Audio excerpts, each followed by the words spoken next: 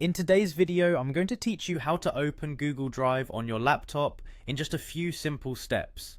Google Drive is an essential tool for storing and accessing your personal or work documents from anywhere, so knowing how to open it on your laptop is invaluable.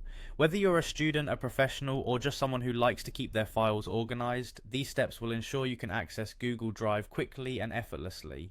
Let's start by launching your preferred web browser. This could be Google Chrome, Firefox, Safari, or any other browser of your choice. Once your browser is up and running, you'll want to head to the search bar, which is usually located at the top of the screen right beneath the tabs. In this search bar, type Google Drive and press enter. This action will generate a list of search results. Google Drive should appear as one of the top links, but even if it doesn't, it will be easy to spot with its distinctive icon, a triangle made of green, yellow and blue. After locating Google Drive in the search results, don't click on it just yet. Look towards the upper right side of your browser window. You're looking for a small 9-grid icon, which is often referred to as the Google Apps icon.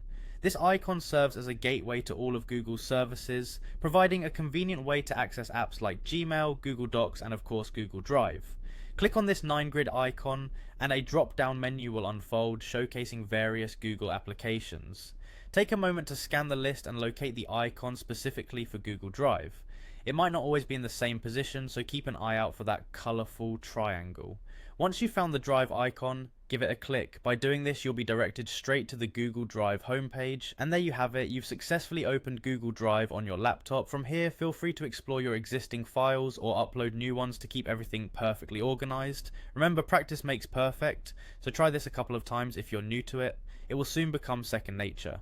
Thank you for joining me today. I hope you found this walkthrough helpful and that it empowers you to navigate your digital world with ease. If you have any questions, feel free to drop them below. Don't forget to like and subscribe for more content like this. Until next time, happy browsing.